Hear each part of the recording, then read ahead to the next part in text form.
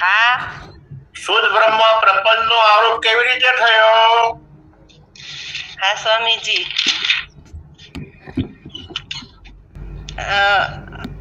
અનાદિ અનંત શુદ્ધ બ્રહ્મ, અનાદિ કલ્પિત માયા, એમના બંનેના અનાદિ કલ્પિત તદાત્મય સંબંધ પરિણામે કલ્પિત ભેદ વાસ્તવિક અભેદ રૂપ. સારું. હવે નીતાબેન, જે સ્વામીજી, વેદાંતમાં 6 વસ્તુ અનાદિ. કઈ કઈ 6 વસ્તુ અનાદિ છે? હા સ્વામીજી, બ્રહ્મ અનાદિ, માયા અનાદિ, ઈશ્વર અનાદિ, બ્રહ્મ અને માયાનો સંબંધ અનાદિ, પાંચે વસ્તુનો પરસ્પર સંબંધ અનાદિ. એક રહી ગયું. ભેદ અનાદિ ના, જીવ અનાદિ રહી ગયું. રહી ગયું. બરાબર. બ્રહ્મ અનાદિ, માયા અનાદિ, બ્રહ્મ ને માયાનો સંબંધ અનાદિ, જીવ અને ઈશ્વર અનાદિ, અને એમનો બરાબર. હવે નીતાબેન, બ્રહ્મ અનાદિ કઈ રીતે? હા સ્વામીજી, માયાથી બ્રહ્મ પેદા ન થઈ શકે, ન થાય, કારણ કે બ્રહ્મ માયાનું અધિષ્ઠાન છે. જીવ ઈશ્વરથી પણ બ્રહ્મ પેદા ન થાય, કારણ કે બ્રહ્મ અને માયાના સંબંધથી જીવ ઈશ્વર પેદા થયા છે, માટે બ્રહ્મ અનાદિ. બરોબર. હવે દમયંતી બેન, આજે નથી થતું બાપુજી. હરિઓમ હરિઓમ સ્વામીજી, હમણાં જ આવ્યા. હા, અવિદ્યા અનાદિ કેવી રીતે? એ સ્વામીજી એકદમ થી તો નહીં આવડે હમણાં મને. આવડશે, આવડશે. ભાવનાબેન ટેકો દેશે. ભાવનાબેન ટેકો દેશે? હવે અચ્છા. તે એક્ઝામ લીધી હતી, લખ્યું હે? તું અમદાવાદ વાયલા 12 પ્રશ્ન નથી લખ્યા મેં. આજે ગેરહાજર હતી, 2 દિવસ ગેરહાજર હતી સ્વામીજી. એમ? હા, અમદાવાદ ગઈ હતી. ના, બરોબર.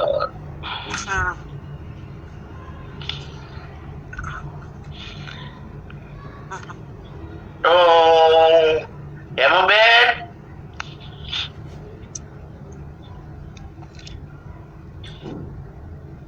છે. હા સ્વામીજી, અવિદ્યા અવિદ્યા અનાદિ કેમ છે?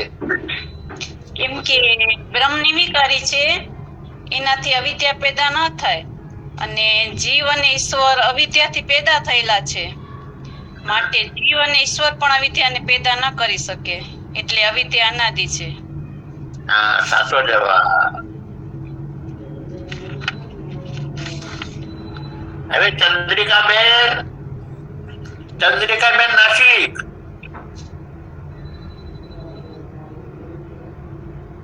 આ શીખવાડ આવે છે? નથી. નથી હવે. નથી? ના. તો ચંદ્રિકાબેન વાલાણી, હા સ્વામીજી, જીવન ઈશ્વર અનાદિ કઈ રીતે? એકલા બ્રહ્મથી પણ જીવ ઈશ્વર પેદા ન થાય, અને એકલી અવિદ્યાથી પણ જીવ ઈશ્વર પેદા ન થાય. ઈશ્વર અને જીવ ને પેદા ન કરી શકે, અને જીવ પણ ઈશ્વર ને પેદા ન કરી શકે. બ્રહ્મ અને અવિદ્યાનો સંબંધ થાય તો જીવ અને ઈશ્વર પેદા થાય. માયા અને અવિદ્યા અનાદિ, માટે જીવ અને ઈશ્વર અનાદિ.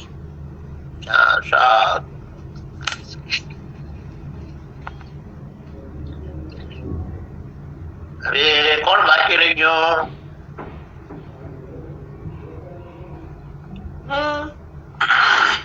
બોલો, રંજનબેન બોલો. 3 જાતની પ્રકૃતિ અને 3 પ્રકૃતિના કાર્ય.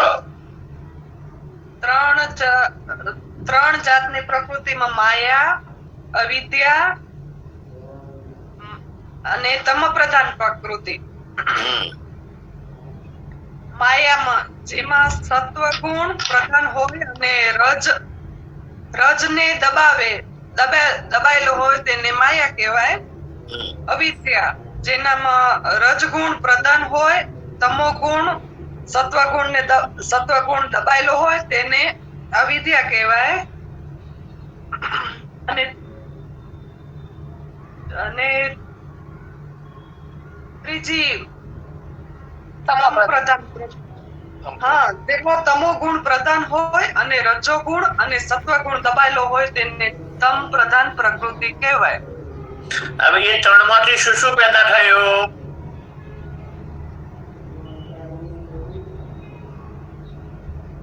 એનું કાર્ય શું કર્યું? માયામાંથી અવિદ્યા, ના, ઈશ્વર હો. હા, શુદ્ધ સત્વ. હા, બરાબર. પછી અવિદ્યામાંથી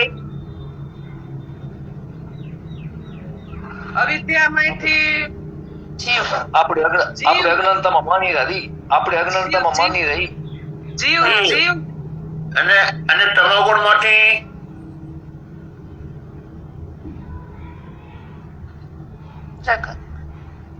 જીવ, ઈશ્વર ને જગત.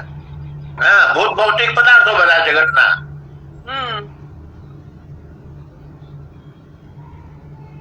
હવે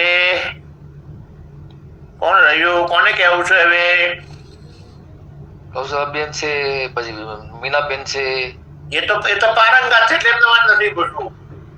અચ્છા, હિન્દુબેન છે. હિન્દુબેન હા, ઈશ્વરનું સ્વરૂપ શું અને ઈશ્વર અભિનિમિત ઉપાદાન કઈ રીતે છે?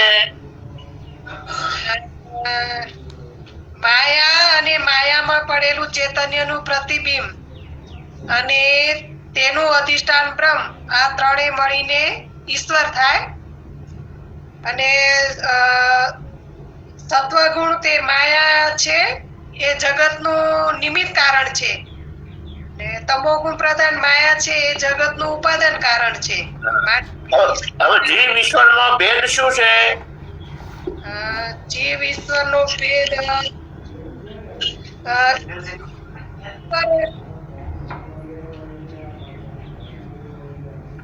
માયા એક છે એટલે ઈશ્વર એક છે, અવિદ્યા અનેક છે એટલે જીવો અનેક છે. હા,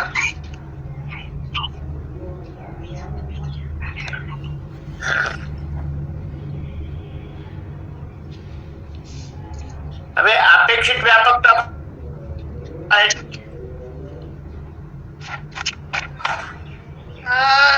એક પૈસા કરતા રૂપિયો મોટો અને રૂપિયા કરતા ઘણી મોટો, તો માટે રૂપિયાની આપેક્ષિક વ્યાપકતા.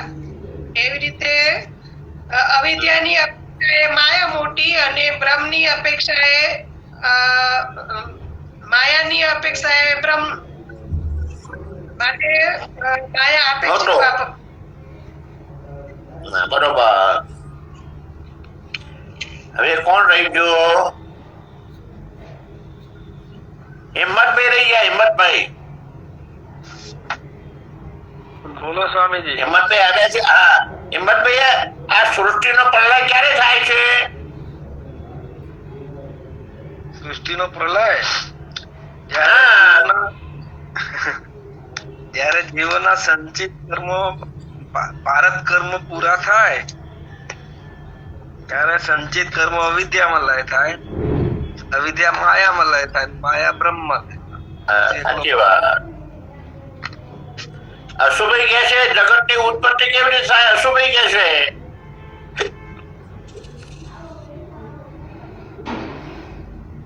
અશુભાઈ આવ્યા છે? નથી આવ્યા લગભગ. છે તો બોલે. માઇક બંધ છે બરાબર. માઇક બંધ. બોલો, જગતની ઉત્પત્તિ કેવી રીતે થાય?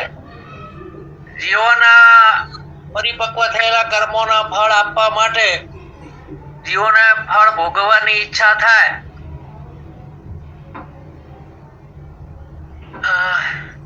એટલે જીવોની ઈચ્છાથી ઈશ્વર ઈશ્વર સૃષ્ટિની રચના કરે. સૃષ્ટિની રચના કરે હા, બરોબર. આપવા માટે.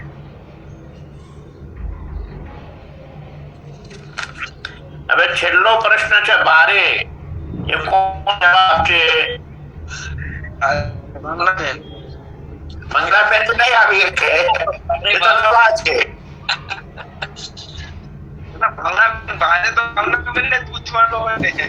એ તો આખો બની જશે. તો આ કોમ્પ્યુટર બોલશે. સ્વામીજી હું બોલું? હા, આ આરોપને નિવૃત્તિ કેવી રીતે કરો છો તરીકે? થોડું આગું પાછું થઈ જાય તો સુધારી લેજો સ્વામી. બાળકને સુધારે છે. એક બ્રહ્મ જ્ઞાનથી માયા અને અવિદ્યાની નિવૃત્તિ થાય. માયા અને અવિદ્યાથી પ્રકૃતિની નિવૃત્તિ થાય. અને પ્રકૃતિની નિવૃત્તિથી પ્રકૃતિ અને માયાના સંબંધની નિવૃત્તિ થાય. અને માયા અને બ્રહ્મના સંબંધની નિવૃત્તિથી જીવ અને ઈશ્વર ભાવની નિવૃત્તિ થાય. જીવ અને ઈશ્વર ભાવની નિવૃત્તિથી જીવ અને ઈશ્વરના ભેદની નિવૃત્તિ થાય. અને એ બંને ભેદની નિવૃત્તિ થાય તો જીવ અને બ્રહ્મની એકતા થાય, તો સ્વરૂપ એક બ્રહ્મ રહે. સાચી વાત, સાચો જવાબ આપ્યો. બરોબર.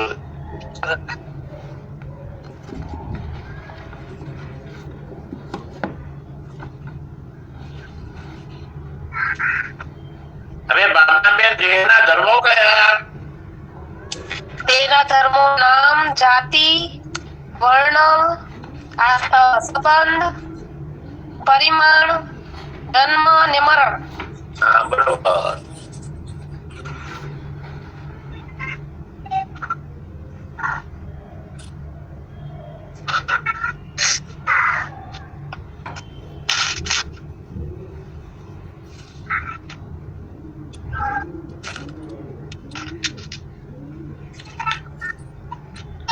એ પંચમહાભૂતની નિવૃત્તિ કરવા માટે શું કરવું જોઈએ? દ્રષ્ટાંત આપો ભાવનાબેન. પંચમહાભૂતની જેમ ભૂત વળગે અને ભૂત કેના પાસે જવું? ભૂતવાળા જે ભૂત નીકાળતા હોય એના પાસે જઈએ. એને ભૂવો કહેવાય ભાવનાબેન.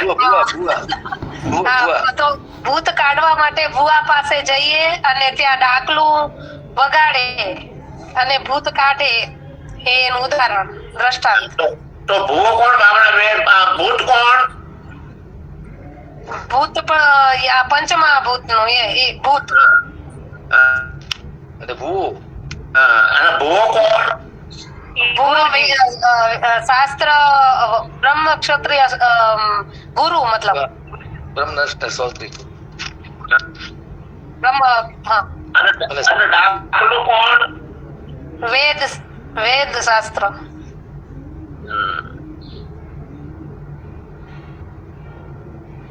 અને અગ્નિ કોણ? શું સ્વામીજી? અગ્નિ જાને તમને અગ્નિ મોટા અગ્નિ આપું છું, ભૂત ને કહેવામાં આવે ને. અરે બ્રહ્માગ્નિ. હા હા હા. બ્રહ્માગ્નિ. બ્રહ્મા. હા. બ્રહ્માગ્નિ અગ્નિ સળગાવ્યો, દીધો કૂટ કપટ નો ધૂપ, જીવને વળગ્યું ભૂતાળું. હા, એ લખી લેવું પડશે સ્વામીજી, ઓલામાં લખાયું નથી હજી.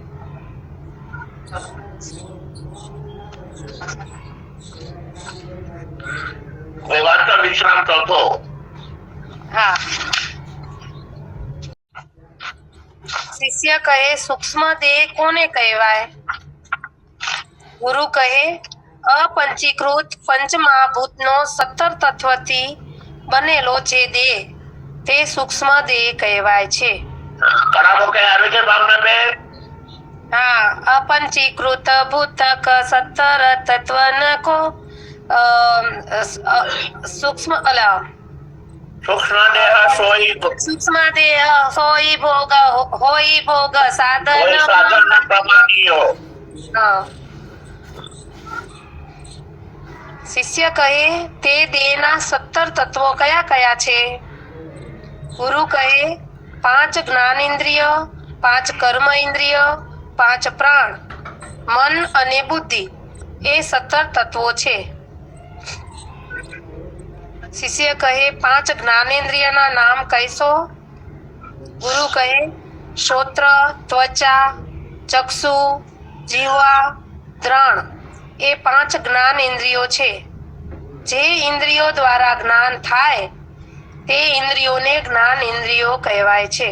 આ જ્ઞાનેન્દ્રિયો યાદ કરવાની. શ્રોત્ર, ત્વચા, ચક્ષુ, જીહ્વા અને ઘ્રાણ. એટલા તમે મોઢા પર જુઓ ને એટલે મોઢામાં 5 છે. એમાં આગળ પાછળ નતા ને? હા, એટલે આગળ પાછળ નતા એટલા માટે મેં એક વખત કીધું તું W આપણે ઇંગ્લિશ નો W. હા, શ્રોત્ર, ત્વચા, ચક્ષુ, જીહ્વા અને ઘ્રાણ. 5 કર્મેન્દ્રિયો. શિષ્ય કહે 5 કર્મ ઇન્દ્રિયોના નામ કયા કયા છે? ગુરુ કહે વાક, પાણી, પાદ, શીશ્વર, ગુદા. 5 કર્મેન્દ્રિયો. વાક એટલે મોઢું, પાણી એટલે હાથ, પાદ એટલે પગ. તે ઇન્દ્રિયો ક્રિયા કરવાના સાધન છે, માટે તેમને કર્મ ઇન્દ્રિયો કહી છે. શિષ્યને ઉપસ્થ પણ કહે છે. શિષ્ય કહે 5 પ્રાણ કયા કયા છે? ગુરુ કહે પ્રાણ, અપાન, સમાન, ઉદાન અને વ્યાન એ 5 પ્રાણો છે. શિષ્ય કહે મન કોને કહીએ? ગુરુ કહે અંતકરણની સંકલ્પ વિકલ્પ રૂપ જે વૃત્તિ તેને મન કહેવાય. શિષ્ય કહે બુદ્ધિ કોને કહીએ? ગુરુ કહે અંતકરણની નિશ્ચય રૂપ જે વૃત્તિ તેને બુદ્ધિ કહીએ. શિષ્ય કહે અપંચીકૃત પંચમહાભૂત કોને કહીએ? ગુરુ કહે જે ભૂતોનું અંદર ત્રીજા વિશ્રામમાં કયા પ્રમાણે પંચીકરણ એટલે મેળાપ થયું નથી તે ભૂતો અપંચીકૃત ભૂતો કહે છે. તેમને સૂક્ષ્મ ભૂતો કહે છે અને તેમને તન્માત્રા પણ કહે છે. શિષ્ય કહે અપંચીકૃત પંચમહાભૂતના 17 તત્વોનો કેવી રીતે નિર્ણય કરવો? 5 ભૂતોમાં દરેકનો સત્વગુણ અંશ ભાગ તે એક જ્ઞાનેન્દ્રિય તથા દરેકનો રજોગુણ અંશ ભાગ તે એક કર્મ ઇન્દ્રિય છે. કેમ કે 5 જ્ઞાનેન્દ્રિય. જુઓ, એક મિનિટ. એક ભૂત હોય, ધારો કે તમે આકાશ ભૂત લો તો આકાશ ભૂતમાં સત્વગુણ હોય, રજોગુણ હોય અને તમોગુણ હોય.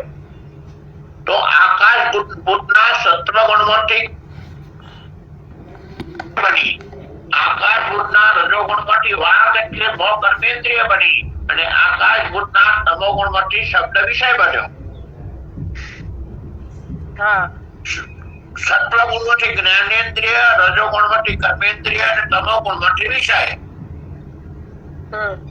આકાશ ભૂતના સત્વગુણમાંથી ક્ષોત્ર જ્ઞાનેન્દ્રિય, મોહ કર્મેન્દ્રિય અને શબ્દ વિષય. ભાવનાબેન? હા સ્વામીજી. આંખ જોવે છે ને પગ ચાલે છે, શા માટે? આંખ જોવે છે એટલે આંખ છે એ જ્ઞાનેન્દ્રિય છે. એટલે જ્ઞાનેન્દ્રિય તો કાન પણ છે. તેજ ઇન્દ્રિયના સત્વગુણ. હા, તેજના છે. હા, બંને તેજના છે. એટલે બંનેમાં જે ભૂતમાંથી ધારો કે કાન સત્વગુણમાંથી બન્યો અને મોહ રજોગુણમાંથી બન્યા તો કાન પકડે અને મોહ છોડે, બે મિત્રતા. જોડી બંનેની મિત્રતા. કાન પકડે ને મોહ છોડે. એ પ્રમાણે વાયુના સત્વગુણમાંથી ત્વચા જ્ઞાનેન્દ્રિય, વાયુના રજોગુણમાંથી હાથ કર્મેન્દ્રિય અને એનો સ્પર્શ વિષય.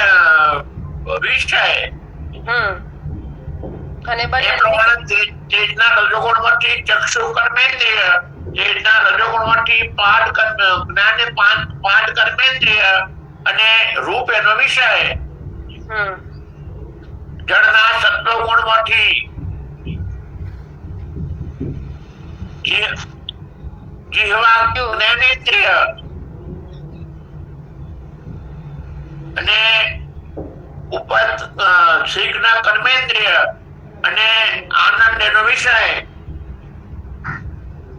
રસ એનો વિષય અને પૃથ્વીના સત્વગુણમાંથી જ્ઞાનેન્દ્રિય, ગુડા કર્મેન્દ્રિય અને ગંધ એનો વિષય. આ તમે લાઈનસર બોલશો ને, વાક, પાણીપાત, ઉપસ્થ અને ગુડા, સ્તોત્ર, ત્વચા, ચક્ષુ, જ્ઞાન, જીહવા અને ગ્રાણ, શબ્દ, સ્પર્શ, રૂપ, રસ, આ પ્રમાણે બોલશો તો લાઈનસર બહુ સરસ આવશે. હા અને એમાં જોડી કેવી રીતે? જોડે એક ભૂતના સત્વગુણ અને રજોગુણની જોડી, પેલા ને બીજું ને એમ. એટલે ક્ષોત્રની વાક. ક્ષોત્ર છે ને, ક્ષોત્ર પકડે અને ક્ષોત્ર માંથી જે કર્મેન્દ્રિય બની છોડે, એટલે એ મિત્રતા. વાયુ માંથી ચામડી પકડે અને હાથ છોડે, એ બંનેની મિત્રતા. આંખમાંથી આંખ જોવે અને પગ ચાલે, બંનેની મિત્રતા. જ્ઞાનેન્દ્રિય અને કર્મેન્દ્રિયની.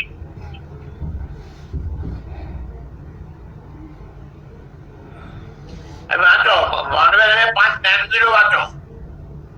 હા, આકાશનો સત્વગુણ ભાગ છે તે શ્રોત્ર ઇન્દ્રિય, વાયુનો સત્વગુણ ભાગ તે ત્વચા ઇન્દ્રિય, તેજનો સત્વગુણ ભાગ તે ચક્ષુ ઇન્દ્રિય, જળનો સત્વગુણ ભાગ તે જીહવા ઇન્દ્રિય, પૃથ્વીનો સત્વગુણ ભાગ તે ઘ્રાણ ઇન્દ્રિય. પાંચ ક્ષોત્ર, ત્વચા, ચક્ષુ, જીહવા અને ઘ્રાણ. હવે એ પ્રમાણે રજોગુણમાં લો તમે. હા, પાંચ કર્મ ઇન્દ્રિયો. આકાશનો રજોગુણ ભાગ તે વાક ઇન્દ્રિય, વાયુનો રજોગુણ ભાગ તે પાણી ઇન્દ્રિય, તેજનો રજોગુણ ભાગ તે પાદ ઇન્દ્રિય, જળનો રજોગુણ ભાગ તે ઉપસ્થ ઇન્દ્રિય અને પૃથ્વીનો રજોગુણ ભાગ તે ગુદા ઇન્દ્રિય છે. શ્રોત્ર ઇન્દ્રિય શબ્દ સાંભળે છે.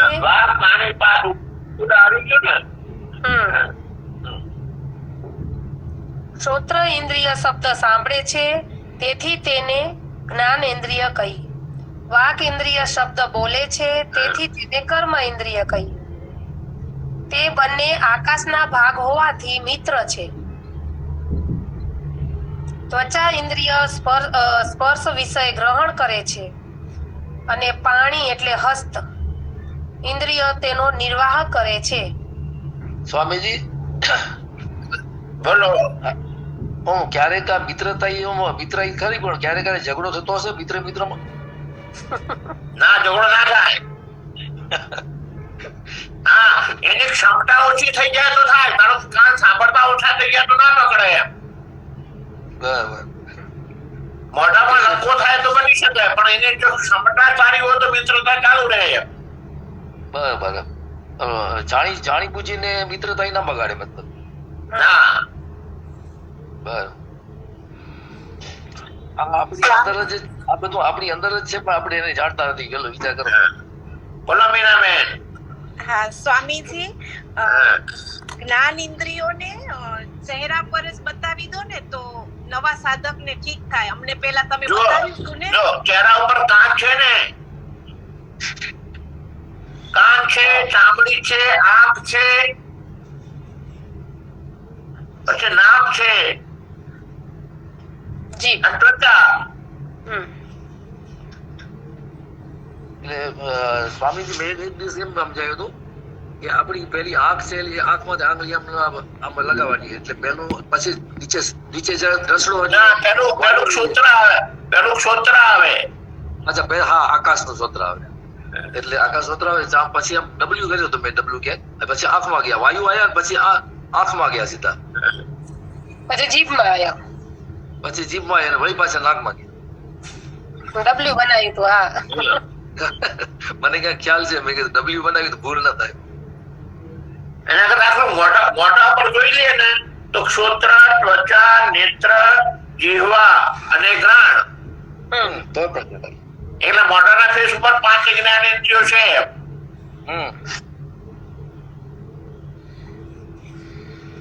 વાંચો ભાવનાબેન. ચક્ષુ ઇન્દ્રિય રૂપ વિષયને જુએ છે અને પાદ ઇન્દ્રિય તે રૂપવાળા સ્થળે ચાલી જાય છે. એ બંને તેજના ભાગ હોવાથી મિત્ર છે. જીહવા ઇન્દ્રિય રસ વિષયને ગ્રહણ કરે છે. ઉપસ્થ ઇન્દ્રિય રસનો ત્યાગ કરે છે. તે બંને જળના ભાગ હોવાથી મિત્ર છે. ત્રાણ ઇન્દ્રિય ગંધ વિષયને ગ્રહણ કરે છે. ઉદા ઇન્દ્રિય મળ એટલે ગંધનો ત્યાગ કરે છે. તે બંને પૃથ્વીના ભાગ હોવાથી મિત્ર છે. 5 પ્રાણ તથા મન બુદ્ધિ વિશે અર્થ. અપંચીકૃત 5 ભૂતોના સત્વગુણ અંશ ભેગા થવાથી અંતકરણ અને રજોગુણ અંશ ભેગા થવાથી પ્રાણ ઉત્પન્ન થાય છે. વસ્તુતાએ એ પ્રાણ એક જ છે, તો પણ પાંચે ભૂતોના મળેલા સત્વગુણમાંથી અંતઃકરણ અને 5 ભૂતોના મળેલા રજોગુણમાંથી પ્રાણ.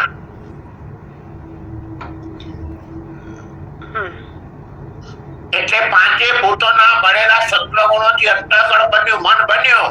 એટલે 5 જ્ઞાનેન્દ્રિયોનું જ્ઞાન મન લે છે અને 5 રજોગુણના મળેલા ભૂતોના રજોગુણમાંથી પ્રાણ બન્યા.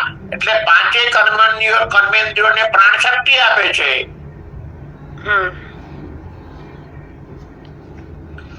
બધા ભૂતોના મળેલા સત્વગુણોથી મન બન્યું. એટલે મન 5 જ્ઞાનેન્દ્રિયોનું જ્ઞાન લઈ શકે છે અને બધા ભૂતોના મળેલા રજોગુણમાંથી પ્રાણ બન્યા. એટલે પ્રાણ 5 કર્મેન્દ્રિયોને શક્તિ આપે છે. રજોગુણનું કામ શક્તિ આપવાનું અને સત્વગુણનું કામ જ્ઞાન લેવાનું. સત્વગુણથી જ્ઞાન થાય, રજોગુણથી ક્રિયા થાય.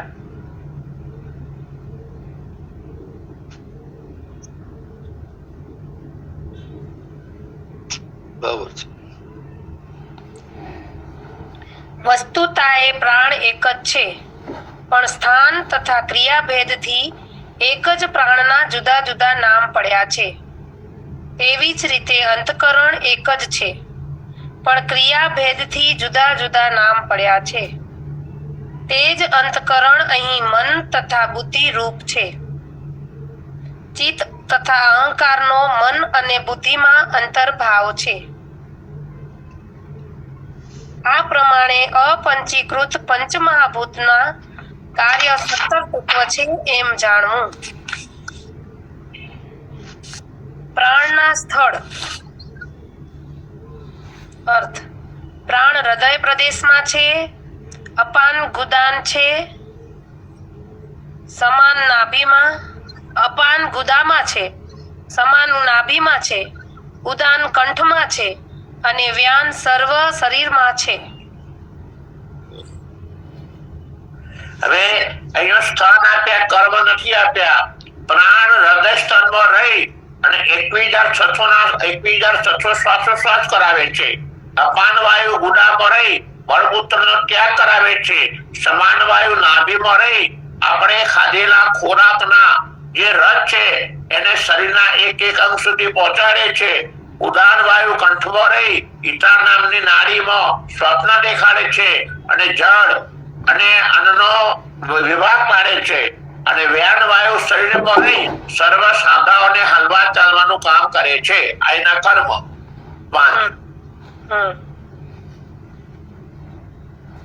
વાંચો. શિષ્ય કહે, આ 17 તત્વને આ પ્રમાણે સમજવાથી શું થાય? ગુરુ કહે, એ 17 તત્વ હું નથી અને તે મારા નથી. તે તો અપંચીકૃત પંચમહાભૂતના છે. એવો અનુભવ થવો તે 17 તત્વ સમજવાનું ફળ છે. શિષ્ય કહે, સૂક્ષ્મ દેહ રૂપ આ 17 તત્વો હું નથી તથા તે મારા પણ નથી, તે કેવી રીતે જાણવું?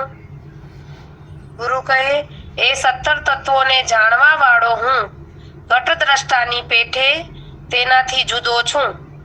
જે જાણવા વાળો હોય તે જણાનારી વસ્તુથી જુદો હોય તેવો નિયમ છે. પંચીકરણ તો બોલો ભાવનાબેન. ઘટ દ્રષ્ટા જો ઘટ નહીં,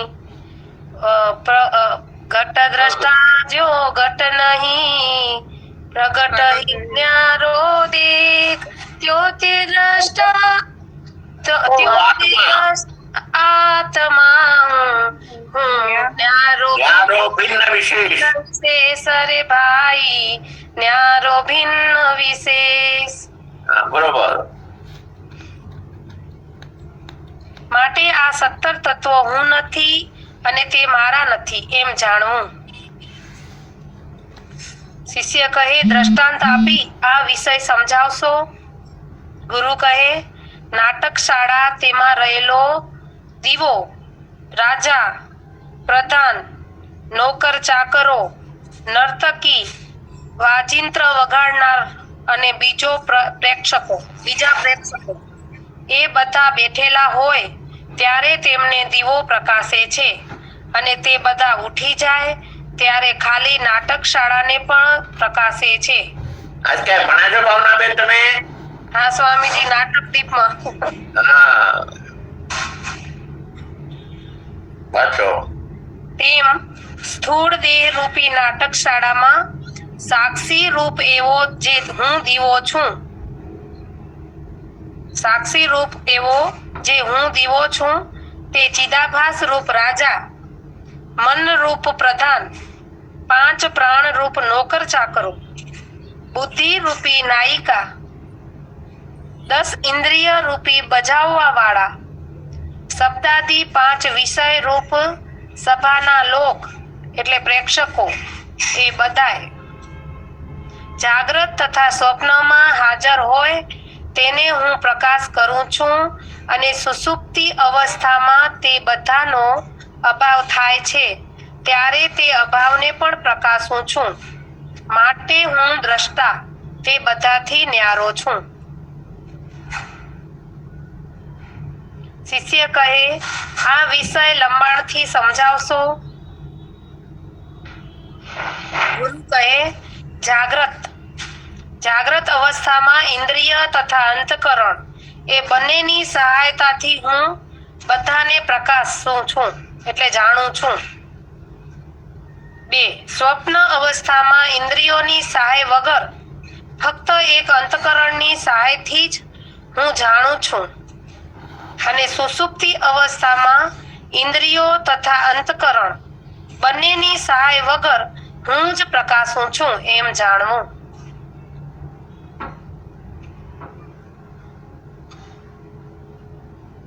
શિષ્ય કહે, આ વિષયનું સ્પષ્ટીકરણ બીજા કોઈ દ્રષ્ટાંતથી કરશો? ગુરુ કહે, ભાવનાબેન સુષુપ્તિનું અંતઃકરણ ઇન્દ્રિય શું કામ નથી? અજ્ઞાનમાં લય પામી જાય છે ને સ્વામીજી. પંચીકરણમાં ક્યાંય આવે છે? સુષુપ્તિ અવસ્થા. હા, ના, જાગ્રત અને સ્વપ્નના તત્વો કેટલા?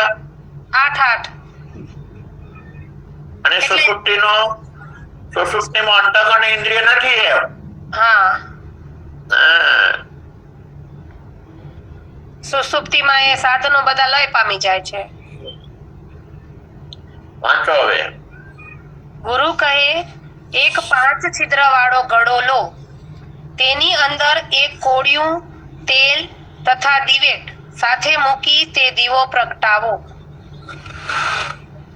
આ દીવો, કોળિયું, તેલ, બત્તી, ગળાની અંદરના ભાગ, ગળાના છિદ્રો એ બધાયને પ્રકાશીને ગળામાં જે છિદ્રો પડાવ્યા છે તે છિદ્રોની સન્મુખ બહારની બાજુએ મૂકેલી બધી વસ્તુઓ એટલે પુસ્તક, વીણા, મણી, રસપાત્ર વગેરેને છિદ્ર દ્વારા પ્રકાશે છે.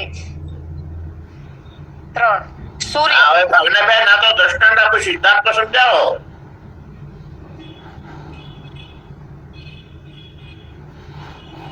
આપણામાં ઇન્દ્રિયો છે ઈ. હે સ્વામીજી તમે જ બરાબર કહી દો ને, મારાથી વળી ઊંધું આમું થઈ જશે. અવળું તો સેવડું કરી જ માટે હું કેમ ચિંતા કરો છો?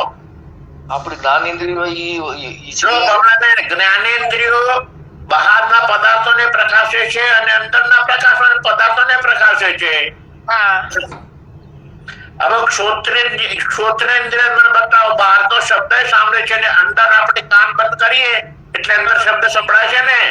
હા પછી ત્વચા ઇન્દ્રિય બહારના સ્પર્શને પણ જાણે છે અને અંદર આપણે આઈસ્ક્રીમ ખાઈએ ને ચા પીએ તો ગરમ ઠંડુ પણ જ્ઞાન થાય છે ને અંદર.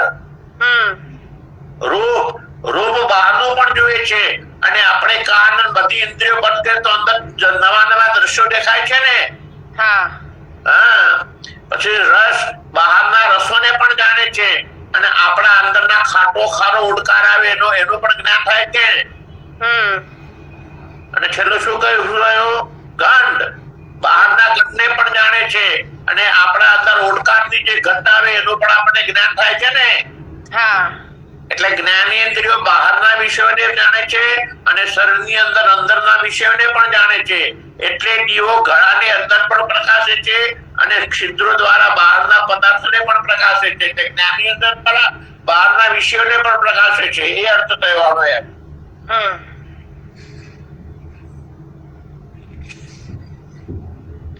તો આ સૂક્ષ્મ વાત હતી, આપણને ખ્યાલ નતો. જો આ મીનાબેન ખબર પડી? હા સ્વામીજી. હા. પછી સૂર્ય જે પ્રકાશનું સમષ્ટિ રૂપ છે તે રૂપથી આખાય બ્રહ્માંડને પ્રકાશે છે. પછી મહાતેજમય સામાન્ય રૂપથી સર્વવ્યાપક છે.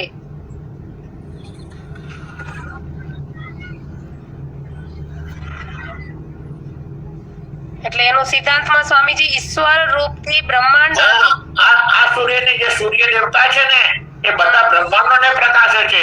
આ તો ફક્ત પૃથ્વીને પ્રકાશે છે. આ તમારો સૂર્ય તો ભૌતિક છે.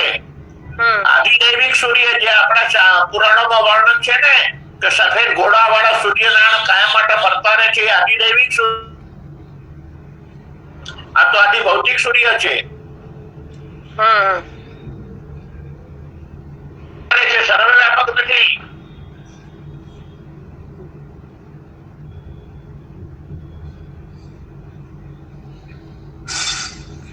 સામાન્ય ચેતન બ્રહ્મ સ્વરૂપે સર્વવ્યાપક છે.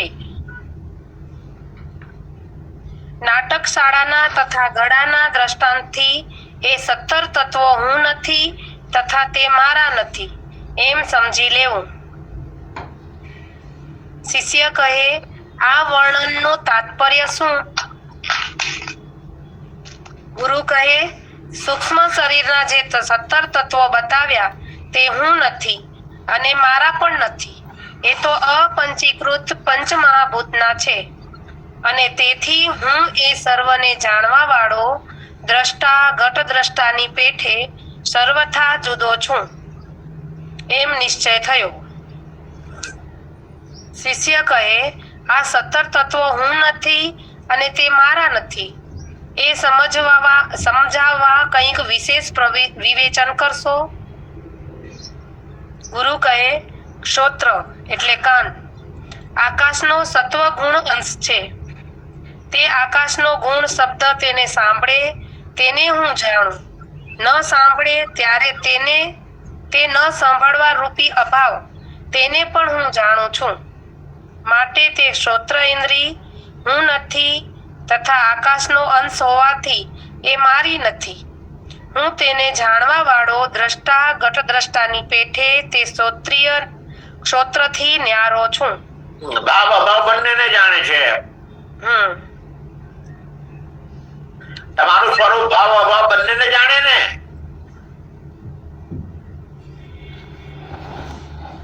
શું સ્વામીજી? સ્વરૂપ આપણો સાક્ષી ભાવ અભાવ બંનેને જાણે ને.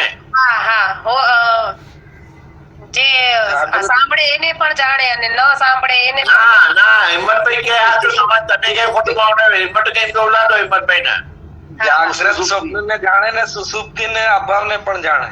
હા હા હા વાંચો હવે. આગળ આવી ગયું ને. હા ત્વચા વાયુનો સત્વગુણ અંશ છે. તે વાયુનો ગુણ સ્પર્શ તેને જાણે તે પણ હું જાણું છું, અને સ્પર્શને ન જાણે ત્યારે ન જાણવા રૂપી અભાવને પણ હું જાણું છું. માટે આ ત્વચા એટલે ચામડી ઇન્દ્રિય હું નથી તથા વાયુનો અંશ હોવાથી વાયુની છે, મારી નથી. હું તેને જાણવા વાળો દ્રષ્ટા ઘટ દ્રષ્ટાની પેઠે તે ત્વચાથી ન્યારો છું. ચક્ષુ તેજનો સત્વગુણ અંશ છે. તે તેજનો ગુણ રૂપ તેને જુએ તે પણ હું જાણું છું, અને તેજને ન જોવા જુએ તે ન જોવા રૂપ અભાવને પણ હું જાણું છું. માટે આ ચક્ષુ ઇન્દ્રિય હું નથી, તેજનો અંશ હોવાથી તેજની છે, મારી નથી. હું તેને જાણવા વાળો ઘટ દ્રષ્ટા ઘટ દ્રષ્ટાની પેઠે ન્યારો છું. જીહવા જળનો સત્વગુણ ભાગ છે. તે જીભ 6 પ્રકારના રસને ચાખે ત્યારે તે હું જાણું છું, અને તે 6 રસોને ન ગ્રહણ કરે ત્યારે તે ન ગ્રહણ કરવા રૂપ અભાવને પણ હું જાણું છું. માટે જીવવા ઇન્દ્રિય હું નથી, અને તે જળનો અંશ હોવાથી જળની છે, મારી નથી. હું એને જાણવા વાળો દ્રષ્ટા ઘટ દ્રષ્ટાની પેઠે તે જીભથી ન્યારો છું. દ્રાણ પૃથ્વીનો સત્વગુણ અંશ છે. તે પૃથ્વીના ગંધ ગુણને ગ્રહણ કરે તે હું જાણું છું, અને ગંધને ન ગ્રહણ કરે ત્યારે તે ન ગ્રહણ કરવા રૂપ અભાવને પણ હું જાણું છું. માટે દ્રાણ ઇન્દ્રિય હું નથી, પૃથ્વીનો અંશ હોવાથી પૃથ્વીની છે, મારી નથી. હું એને જાણવા વાળો દ્રષ્ટા ઘટ દ્રષ્ટાની પેઠે તે દ્રાણથી જુદો છું. તે જ પ્રમાણે વાક, પાણી, પાદ, ઉપસ્થ, ગુદા એ 5 કર્મ ઇન્દ્રિયો 5 ભૂતના રજોગુણ અંશ હોવાથી તે ભૂતની છે, મારી નથી. વાણીનું ઉચ્ચારણ કરવું, આપવું લેવું, ગમન કરવું, રસ મૂત્ર તથા વીર્યનો ત્યાગ કરવો તથા મળ ત્યાગ કરવો એ અનુક્રમે તેમનાથી થતી ક્રિયાઓ તે કરે ત્યારે પણ હું જાણું છું. તે ક્રિયાઓ ન કરે ત્યારે તે ન કરવા રૂપ તેના અભાવને પણ હું જાણું છું. માટે તે 5 કર્મ ઇન્દ્રિયો હું નથી. તે ભૂતોના અંશ હોવાથી તે ભૂતોની છે, મારી નથી. અને હું તો તેમને જાણવા વાળો દ્રષ્ટા ઘટ દ્રષ્ટાની પેઠે તે 5થી ન્યારો છું. તે જ પ્રમાણે 5 પ્રાણ વ્યાન, સમાન, ઉદાન, અપાન અને પ્રાણ તેમની ક્રિયા કરે તેને હું જાણું છું, અને ક્રિયા ન કરે ત્યારે તે ન કરવા રૂપી અભાવને હું જાણું છું. માટે અહીંયા બદલી નાખ્યો. અહીંયા બદલો ને. પેલા શું આપ્યું તો? પ્રાણ, અપાન, સમાન, ઉદાન અને વ્યાન આપ્યું તો. હા, અહીંયા વ્યાન, આકાશ, વાયુ, તેજ, જળ ને પૃથ્વીના હિસાબે. હા, આ સાચું. હા, આ ક્રમ પ્રમાણે છે. ક્રમ પ્રમાણે ક્રમ વગરનું આપ્યું તો આ ક્રમ પ્રમાણે આપ્યું. હા.